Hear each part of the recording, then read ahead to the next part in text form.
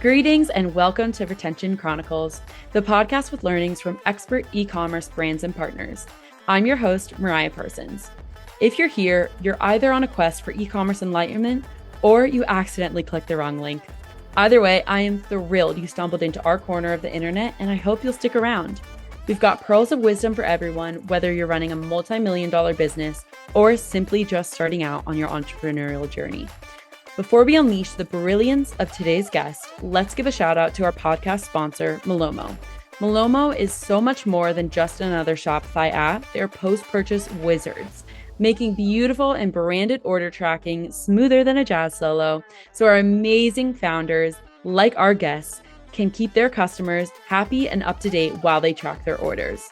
So hit that subscribe button, like it'll increase your LTV overnight, and go listen to our other episodes at gomalomo.com. That's GOMALOMO.com. Get ready for insights, chuckles, and perhaps a profound realization or two with this newest episode of Retention Chronicles.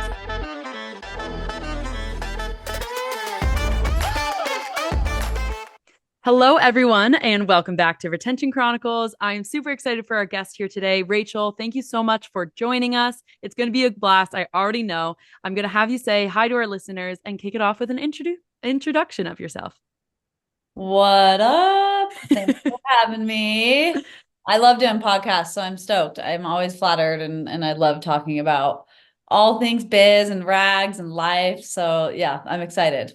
Okay, perfect. I know we've already been connected, obviously, so cannot wait to dive further and learn more about the business side of things. But let's kick it off with just a brief overview of your background. You can go into as many details or as not as you would like, but I always find it's great for our listeners who might not be familiar with yourself or RAGS to kind of give a little bit of a lead up into where we are currently sitting.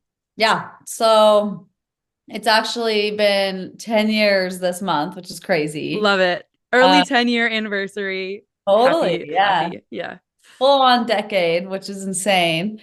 So I started RAGS. My youngest at the time was almost one.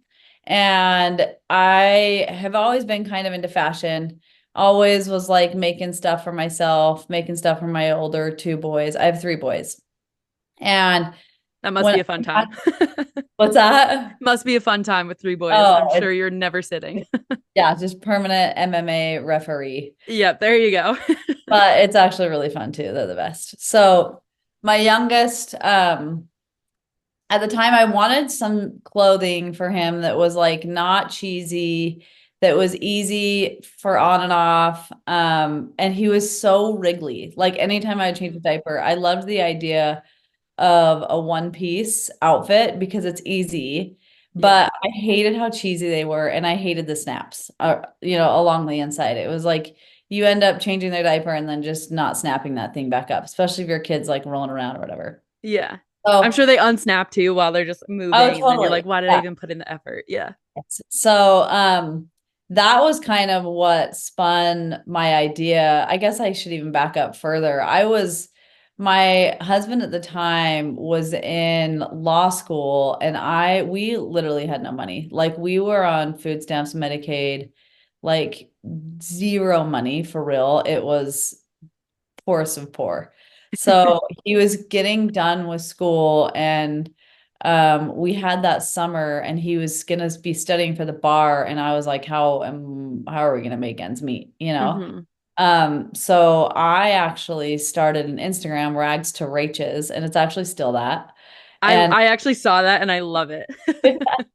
And it was mainly just to sell my kids hand-me-down clothes on Instagram. It was kind of a new platform back then. And I, wanted to see if I could make some extra money. So it ended up going pretty good. I'd say. Yeah. 10 years later. Yeah. Totally. And I had experience selling clothing, like selling clothing for adults prior to that. Like I would sell my stuff in skate shops and whatever. And I ended up burning out. And so this whole idea of like half of the burnout was because didn't want to be sewing forever. And two, I hated that the retailers took half of my money, just to carry my products. So the whole idea of like Instagram and reaching people through social media and being able to sell on that platform was like so freaking cool because it was direct to consumer, you know? Yeah. So I was selling hand-me-downs in conjunction with my Wrigley toddler at the time, I wanted to create something for him. And I went in and grabbed a t-shirt out of the closet and cut into it what we now call as a rag, but Mm. it's a one-piece romper and you slide it on and off through the neck. And I put it on him and it was so cool. I was like, dude, that looks so rad. It had like it's like not cheesy, but it has the functionality just what I wanted. So I posted it on that Instagram and immediately I was like, people are into this, you know? Hmm. Um, so I couldn't sleep that night. I was laying in bed thinking, holy crap, I actually could totally do this. And I Wow. had some experience prior. And I remember when I got burned out, I was like, dude, the next go around, like you will know exactly what to do because to avoid burnout, you know? Hmm. And so I woke up that morning super early and came up with like a plan and went to Home Depot, bought like this big whiteboard that I could photograph stuff on with my phone and went and got like a bunch of wholesale t-shirts, cut into them, created patterns myself. Like I literally started completely from scratch. And the first like time I had launched we sold out in like minutes where Wow. I was actually saying like this is how many I have in this size and I would post and people would be putting in their PayPal emails and I would go in I didn't even have a website. I would go into I pay love it. invoice them and then it would spit off a shipping label. That's how I started. So I did Do you that know what the, not to interrupt, do you know what the size of your following was at that point? Because I'm so dude, it curious if was you were not doing big. limited drops. It Wow. was not big. I think it was like 3,000 people. Wow. Like and I just grew that through the hand-me-down stuff. Hmm. So it was not big. And then, slowly I started recognizing like I really want to get my products in people's hands that are people that I would want to be wearing rags. Yeah. And they would post and then we would snowball, and it started like snowballing pretty fast. In fact, we were highlighted in Huffington Post after like 8 months of doing this. And I actually built a website after that first go, having to invoice everybody. It sucked. I'm So sure, I yeah, you was like, you were hey, real tired of that real yeah, quick. I'm done with this. So I started a website and then about 8 months in, I ended up my nanny at the time was like, dude, Shark Tank's here. She's in Salt Lake, like they're in Salt Lake. Mm. And she was like, I'll come early so you can go up there. You should do it. And I was like, no way. So I totally did it on a whim. And I ended Wow. up being the last person to get in. Like the producer ran out, grabbed me. He was like, they're packing up, but you can go in if you want. And I had no idea what I was getting into. Oh I my knew God. I had a cool story and I knew that I had great numbers. And I walked in and pitched my story to these producers and it usually was supposed to be like one-on-one, but they ended up like loving it and they were like, we're all eating lunch. Can you just pitch in front of all of us? So I was like, sure. So I actually ended up hanging out with the producers of Shark Tank for, a good 10 minutes instead of like three. And Yeah. they gave me a call back. I went on Shark Tank. After that, it's totally snowballed and we had Disney reaching out, Nordstrom reaching out, Star Wars, Wow. all those people. So I actually said no to everybody right out the gate because Wow. we were so small and we were trying to keep up with our own current demand. But eventually we started selling in Nordstrom, had partnerships with Disney and Warner Brothers and Star Wars. And we just recently launched Mattel. So we just recently I launched. saw that. And yeah, like 10 years later, a lot has happened. You learn a lot. There's mega growing pains and we're still here, Yep. That's part of being an entrepreneur is every day you're like, dude, am I going to last? This is insane. And 10 Hmm. years later, it's pretty crazy. Yeah. Congrats. That's huge. I feel like every single guests we have on here is the common thread with everyone is the disbelief of still being here and still wanting to make it work, which is always, I think, a great reminder for everyone who's our audience is mostly founders who are starting out, like smaller. And so I think it's a great reminder to hear 10 years later, growing pains and all that aside, you're still kicking and able to partner with huge names in the space. Do you remember what size or like how did you kind of know that okay, now is the right time to open the floodgates of these other, the Nordstrom, Disney partnership, Mattel? I guess how did you decide when the timing was right? I mean, it was so early on that I didn't really understand who my consumer was. And I knew that if you go into something like that, those types of bigger businesses or bigger deals can end up like really owning you and your brand. You can either become a licensed product and that's it, or you can be a Nordstrom brand and that's it, and they really can dictate how you do things in the future. And I didn't want that, I think you start your own business to avoid that, right? So I mainly that was, and I knew that if I was gonna do it, I wanted to do it the right way. Like to make sure that when it was done, it would be done very much in a RAGS branded way. And we would have a foundation of our own, like solid consumer before we go and do something that big. Yeah. I feel like as you were saying that a metaphor of like having rags and then like a Disney lens or something over it versus going through a strainer of like a Disney first and then customizing rags to be or like tweaking or tailoring rags to be what they are expecting. Exactly. Yeah. I also wanted to ask because you started out with the like limited edition drops, what was that like? Because I see like I have a couple of brands that are that have drops and I'm like, oh my God, I need to get it's like as the consumer side, I'm like, it works so much that FOMO marketing. Or just like they sell out of stock really quickly. I don't know if you're familiar with Passion Footwear. I feel like they're on the up and up right now. I'm like shouting her out left and right because I'm like, I just want I'm a big fan. So cool. But they're convertible heels. So you can take off the heel and then they'll turn into flats.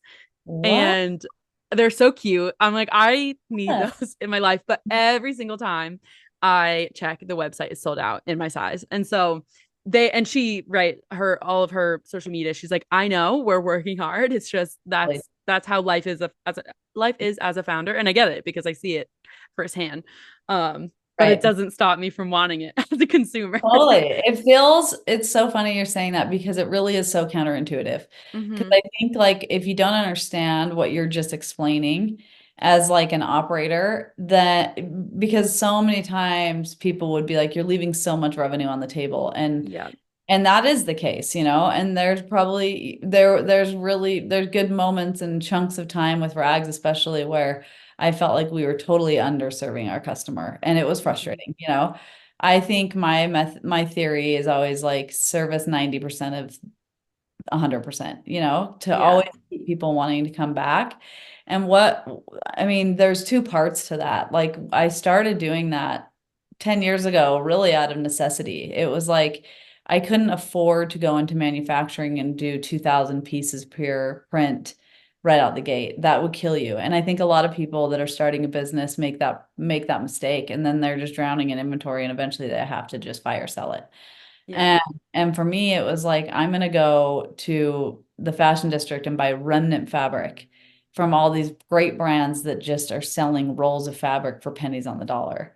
So I went and did that. And then I would ship it to my factory and they would cut and sew. And so for reals, like I was only allotted a certain amount in certain prints and I genuinely couldn't make more because I didn't even know where that stuff came from. Yeah. And then eventually, you kind of have to grow up because you work with people like a Disney or Nordstrom or whatever, and they'll make sure you do all the testing and it needs to be very legit, and we still had it legit, but I was very scrappy and I was starting out of t-shirts. So that it kind of came from a necessity. And then, the other part to that was I was thinking, how am I going to get people back to my website? I have no budget. I have photos from my iPhone. I'm using literally only UGC, which is, content that I'm sending product out and getting those photos and posting. Like Hmm. I'm setting up timers on my phone and like in front of it, like, Yeah. like how am I going to get people back to the website? I can't just keep pushing this black duh t-shirt or this black duh rag. I need to get like more interesting things and have them coming and going. And so it was really beneficial because it constantly kept things fresh and talking Hmm. points. And it was like exciting. And I realized like when people were hopping on and buying, there was so many secondary benefits to that. One, there was like this resale market that actually was really good for the brand. And people have a hard time understanding that too, where they're like, well, you could make all that money. It's like, no, I think that's such a good pulse of any brand. If people are able to come in and buy products and then go resell them. I've seen them resell for like $800 used. Oh my gosh. Dude, it's wild. And it built this like subgroup of people that became like Uber fans. And then that just snowballs and it's like gasoline on a fire. And it's like people see this and then they're like, wait, what's so cool about that? I need to like jump on that bandwagon and Hmm. buy it. And so that was like a very unexpected but really cool secondary part of this limited edition model. There's things about it that are really, really difficult because you don't always not everything's gonna be a slam dunk, right? Hmm. So you don't know how to plan properly. And as you grow and scale, it's really tricky. And so we've had to like adjust and pivot and we've made mistakes, but I think at the end of the day, there really is some magic with having that like limited edition, something special and unique about creating like an experience. People talk about the emotion, and if you can tap into an emotion as to why people should buy it from an emotion standpoint, then I think you win. Yeah. And for us, it's FOMO. For other people, it's health, or for other people, I don't know. But for us, it's definitely FOMO. Yeah. I love that we're talking about this because I think it is an easy, or maybe not even easy, but a first assumption to make of a limited edition model where, like you said, you're losing out on that potential revenue because you're not able to service all of the customers. But I also think, like we're discussing, there's a lot of caveats that once you start to think through it, it might be a great approach to have depending on your size. And that if you can't service 100% of the people that are interested in your product, you don't want to service them poorly and then Right. lose them as a forever customer. You'd Right. rather serve a portion of them well. And this is what I think of as well, of when I am shopping as a consumer with a brand that has a limited edition model, the buyer's remorse of once I finally get that thing is I probably know. so much smaller Right. because I've Totally. thought about this so You much and I've earned it, waited, man. Yeah. yeah, to get it. Um, so I think there's like a lot of, and this is similar to life and just e-commerce as well, of just there are ways to reframe something, and being able to tell if something is working for you Absolutely. versus if it's not is probably a bigger concern rather than choosing to focus on the revenue or lost revenue, because it Right. probably realistically it probably evens out in the end, right? If you're Well, generating all this excitement and versus being able to make the sale up front, there's always going to be a challenge with whatever business model you have somewhere along the line, whether or not you're actually 100%. quantifying that as a challenge. It's actually interesting because there was a couple of years where I kind of had to step away just for personal reasons. And I had somebody come in that was very qualified, came from like a really um had an amazing background and didn't quite grasp the magic of limited edition and only saw that as like you're underserving your demand Mm, and we need to grow, grow, grow, grow, grow. And started buying deeper into products and we saw sales actually drop off wow. because people could get it. And it was like, they think about it and they like, even when we would do in-person warehouse sales, I'd give them 7 minutes to shop. And like we Cool. had That's people fun. flying in from all over and we give them 7 minutes to shop. And guess what? You would see these people lined up all day going back in line, because there is this like they're I have to standing. get it. And our biggest thing was like, don't let them stand in line too long, because then they start to think about they start to think about their purchase, and they're starting to like, talk themselves out of certain things, where we want to catch them right when they're like, I don't care, I just have to have it. And Hmm. so it really is like, again, it's very counterintuitive, but you would rather sell 100% of your inventory at 100% margin than have to liquidate, 50% of it because you bought way too much and maybe you could have made more money. You're losing money at that point, Yeah. like you're Yeah. not having to discount it. You're not having to go on sale all the time, So that was a huge, huge, and I remember it being a real point of conflict with operators that wanted to come in and do this for me. It was like I was always trying to stop them from ordering too much, Uh-huh. because it doesn't to some people it just doesn't make sense, and they want to service your demand. So there's Hmm. ways to do that. I think Supreme did a really good job. Hmm. You come up with a line that really is accessible, because there are parents and moms that do not give a crap about waiting until 10 a.m. on a Tuesday to buy stuff. They just want to get on a website and buy. They just want to get on Yeah. the shop. They don't have time for that. And so understanding that too, and making sure you're kind of catering to both types of, it's a different consumer. Yeah. Yeah. Well, I'm a fan of both from a consumer. As much as it annoys me to have it be limited edition, Totally. it totally works. Yeah.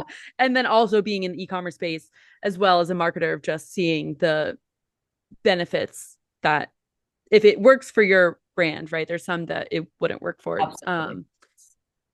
Yeah, it makes sense. Do you see a lot of the what did you call it, like the inventory sales, like people coming to your warehouse to shop? Because I haven't had a founder mention um that kind of approach to me before, and I find it very interesting that like people would fly in to shop.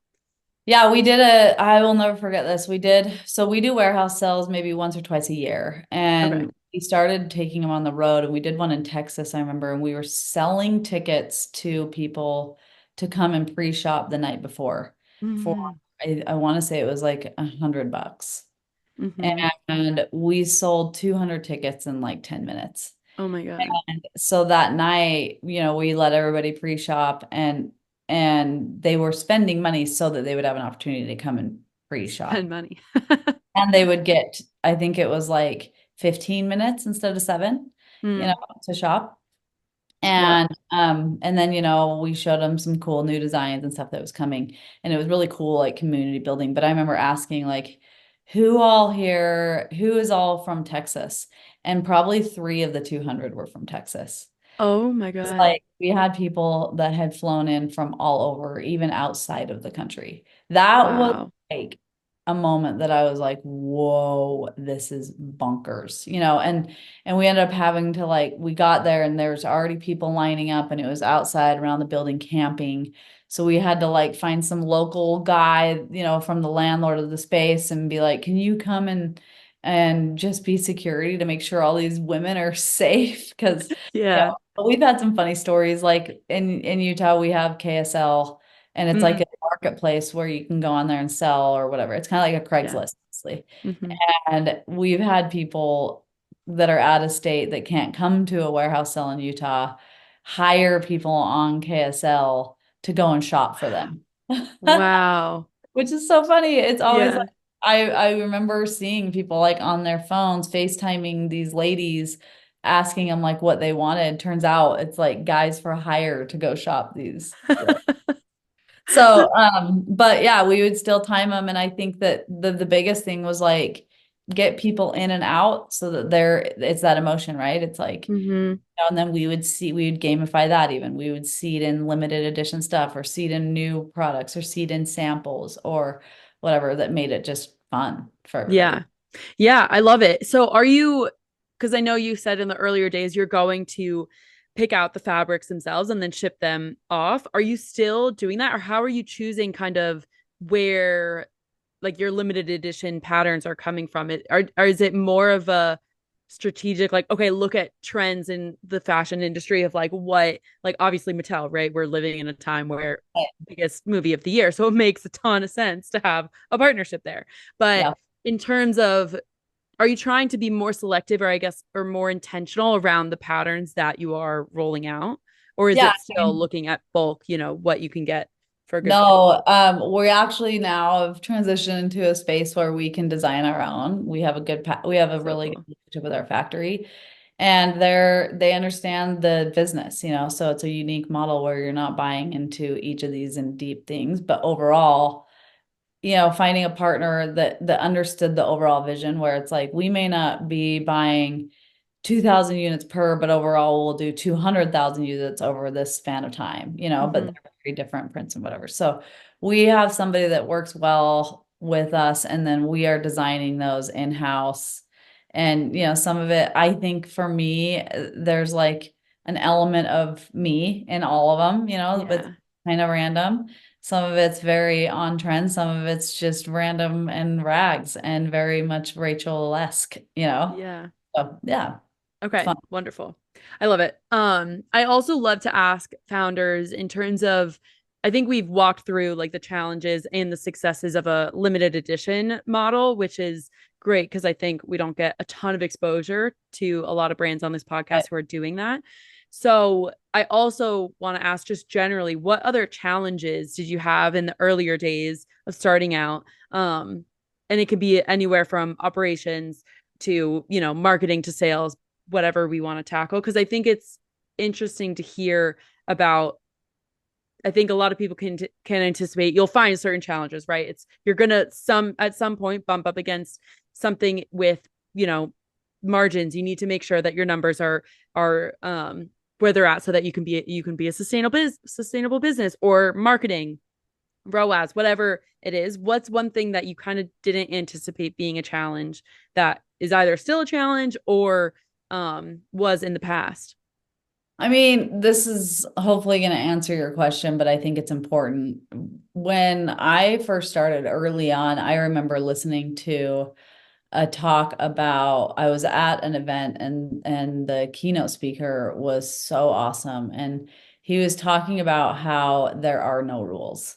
And I Mm-hmm. think as an early on founder, you really you do too much comparing Yeah. and looking, and there's real value in watching people and learning from their mistakes and seeing what they did well, and iterating along the way. But I think a lot of people, because when I started this, it was not a thing. It was not a common thing. A lot of people would have been like, dude, you're not getting great margins because your units that you're ordering are way too low. You I don't know. I just and like you're only doing things through social media. You probably need to start getting into retail and do wholesale. Mm, Back then, that was like big time. It wasn't yeah. as popular to have just a direct to consumer deal. And I heard him, and I think I constantly was like, well, that doesn't like resonate with me, but maybe I'm a fraud. Maybe I'm like, I don't really know what I'm doing, but like this is working, and it's really counterintuitive, and it's not like what everybody else is doing, Yeah. and hearing somebody just say that, it was like, oh, that feels so good to hear, because at the end of the day, you're going to grow and scale if it works for you and you're passionate about it, and you're going to figure out the ROAS. Mhm. You're going to figure out when is right to do retail. You're going to figure out margin piece. You're going to figure out, it's like that all is inevitable. It's not Mhm. something to full on stress in the very beginning. Just do what feels right to you, what resonates with you and your brand and what you're working on. And if it's working, don't fix it. Like, don't think Yeah. because not everybody else is doing that you're broken. Because there are Uh-huh. rules. There's so many ways that people are growing and building that are so different than what I did. But Mhm. it worked for them. Yeah. And it works for, we don't even, sometimes you don't even know why it works, right? It just Totally. does. And it's like inevitable when you get Mhm. into this life, when you get into this world, You joked about it earlier, and so did I. It is such an insane roller coaster of holy shit, what did I just do? And Yeah. then the next day literally could be like, I am the best. Like, look at that one.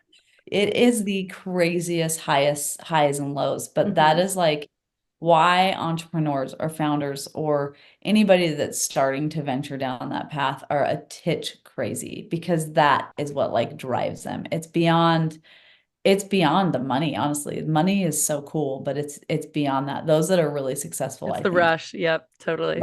Yeah. Yeah, I love it. Yeah, I think that is like as much as I think in e-commerce especially, or someone or a brand that has an e-commerce brand, because it seems so it's not like almost goofy, but it's just like such a crazy fast industry, Mhm. and very lighthearted, because I think that's what customers love to see, right? A brand Totally. with actually good branding. Right. There's a lot of room to play in terms of what that means for your brand and your tone, all that stuff. And so I think it's a good reminder, because the industry is so open in terms of like, these are our numbers, these are our successes, these are our challenges. It's easy to look at someone who is further along the entrepreneurial journey than you are and be like, yeah, but they didn't face XYZ that I'm currently facing, right? And just Yeah. make that assumption, because it's so easy to just turn insular and think, this is a problem that I'm only facing because something about me or my business is wrong. So I Yep. love the extra reminder of nobody is out here with a rule book saying you have to do XYZ.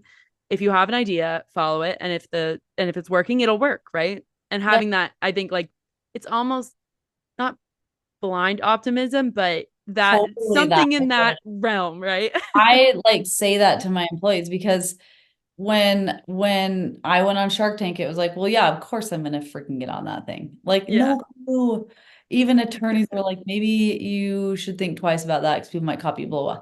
It's like, no, like, and then Nordstrom was like, well, yeah, I know I'm gonna be in there someday. Or there's like Disney, like, yeah, of course, why not? Why wouldn't we get that? Like, it Hmm. is like ignorant optimism for sure. It's Yeah. like, you just do though. You figure it out and it's like why couldn't you do that? Like if I'm not an expert in any of that stuff, but like as you go, I think making sure you surround yourself with a really awesome community. And one thing that I've learned is like people want to help. People Hmm. love, like if you don't ask, that is like shame on you. You should absolutely just put yourself out there and ask for help and people will deliver, Yeah. and then eventually, that becomes like something really valuable as you get into these bigger topics, these bigger things of how to scale and how to manage margin and how to negotiate with the factory. And but in the beginning, it's like, dude, do what's working, and then you're gonna make little pivots along the way and iterate. You Hmm. cannot, nobody would start a damn thing if they thought that they had Yeah. all that nailed in the beginning. You would be paralyzed. Hmm. Trust me, we still don't have it nailed. It's 10 Yeah. years. Yep. No, I think I'm new. Still. Yeah. Yep, exactly. Yeah. And two, if you find the one person or the few people that will say no when you ask for help, then odds are much greater for the next person will actually help you. So, Totally. I want to double tap actually. I wanted to ask you about, because the elastic neckline is patent pending.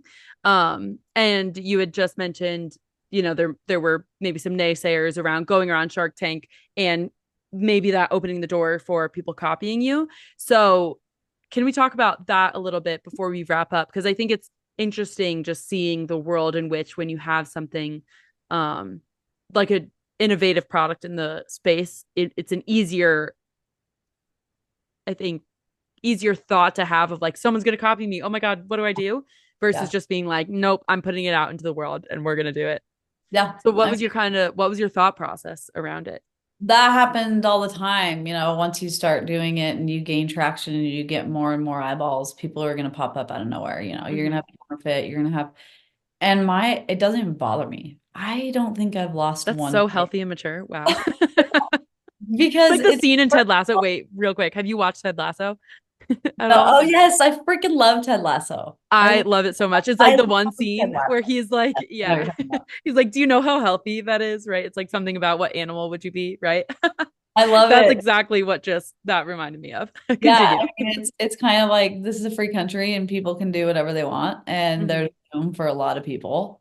Yeah. So and then also just being really confident in my product. It's like, well, you can do that, we'll just do it better. And we're Yeah. always going to be one step ahead. If you're copying somebody, they are doing what you had released 2 months ago. You should always be kind of reinventing, and I think it's a shame when people get so wrapped up in that because that's so much energy and time Hmm. putting towards something that's not going to help you personally and grow your business. It's like take that time and energy and refocus and go and give it to the baby that you're trying to build or create. I just think it's like they win if you are obsessed with if with the copycat and take it as flattery. Like who cares? You know? Yeah, you're making it somewhere. You're making a Yeah. big enough wave that people are noticing. I subscribe to Chris Mead, the founder of CrossNet's newsletter, and he had one that sticks out in my mind about copycatting because he was like, they like a game, a backyard game, especially. He's Mhm. like, I get so many notifications of people, copycatting what we're doing and putting it out for less and they can just make it cheaper and all this stuff. And he was like, at some point I had to tell myself to stop because it Yeah. can become all consuming. And he was like, I've so much to do. This cannot be one of the things that I prioritize. Even though as, humans, I think it's like, no, this is we have the inclination to be like, no, this is my thing. Like this Right. is what makes me unique or my brand unique. Um, I think if you can shift that energy of being angry and instead being like, all right, I'm just gonna kick ass more. Like mhm, I like good luck keeping up. I'm gonna be better. This is gonna yeah. be it's definitely nothing's ever gonna be like rags, do you know? And having that confidence and really like just blocking out the noise is going to benefit you long term times 10, you know. Yeah. It's that blind optimism that entrepreneurs tend to have to Yeah. make it. 'Cause I it's love not, it. it can get intense and it can be scary and it can, but just making sure like if I wouldn't have been the first on Shark Tank, that probably would infuriating because somebody would have, so it's like, but if I would have paid attention and focused on all the copycats, I may not have been in the right place at the right time to be in a space where I could go and do all these partnerships. Hmm. So I think it's a huge thing. It's just where do you want to spend your time and energy? And it's don't give them that. They've already taken something. Don't give them more. Yeah. Yeah. Protect your time. Yeah. Big proponent of that. Well, Rachel, this has been great. I will wrap us up because I know we're approaching top of the hour, but I know our listeners, they are awesome. I truly love doing this podcast because I get to talk with amazing people like you and just pick your brain about everything you've learned throughout your career, the past 10 years of RAGS. So thank you for making the time. Shout out to Liz for connecting us. Liz at Nomad Marketing, Krupta. She is amazing. We had her on the podcast as well. So I'm thrilled to be, having this conversation here with you today and be an avid follower and cheerleader of RAGS. Cool. Thank you. And likewise, this is so fun. Good, good. I'm glad to hear it. Makes my day.